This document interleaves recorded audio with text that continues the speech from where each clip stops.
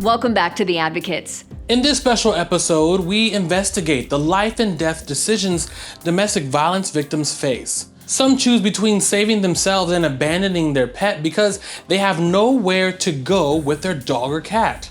Only about 17% of domestic violence shelters in the U.S. allow animals, but the Advocates found some groups are working to change that.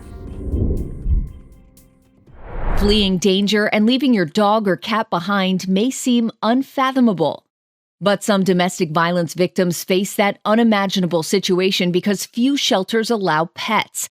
When a domestic violence shelter is not pet friendly, it really does create a barrier. Nearly half of domestic violence victims stay in abusive situations because they don't want to leave their pet behind. What do you think that says about the bond between humans and animals? You know, we love our pets. I think it's about 95% of pet owners say that their pet is a part of the family. And so we know that keeping them together is really, really important.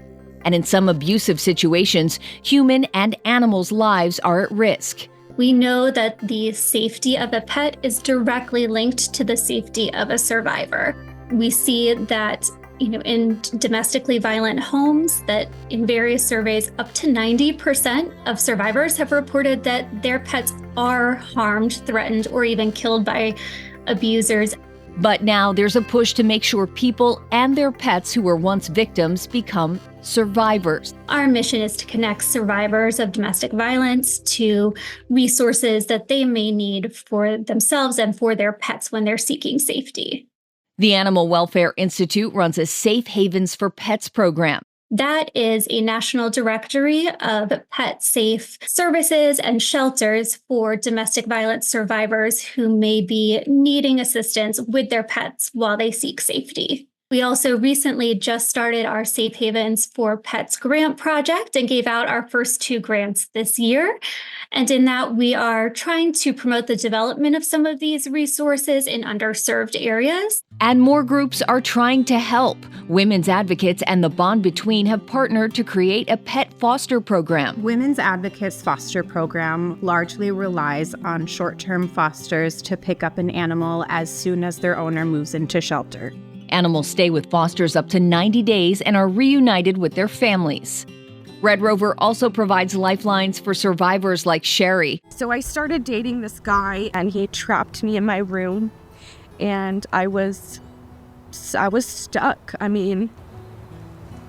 So with what happened, I had to call the police. My biggest concern was I didn't have a place for my dogs to go. They helped fund my dogs to be in boarding for 2 months. While Sherry went to a safe house and got help. Our Safe Escape grants, and we essentially help cover the cost of boarding a pet while a domestic violence survivor is in a domestic violence shelter. And Red Rover and Purina launched the Purple Leash Project to help build more pet-friendly domestic violence shelters. We created our Safe Housing Grants program, and that's where we essentially give up to $60,000 to an organization to help them create their own pet housing program, which is really important because it puts the services there for the organization and the survivors when they need it. We offer free training workshops, we offer free webinars, presentations, and free coaching and consultation to those organizations to provide support from everything around how do you collaborate with somebody else? How do you design, build the space? For viewers who want to help out, how can folks get involved? It's a really, really great question. And first, I would say just spread the word that this kind of programming does exist. We know that it's a need, and we also know that a lot of survivors don't know about it.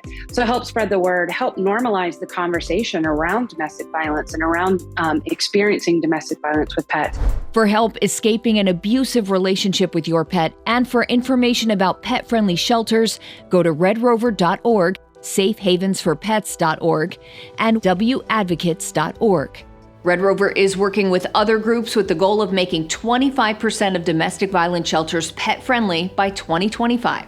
Thanks, Sonia. The Advocates also uncovered some victims of queer domestic violence may have nowhere to go.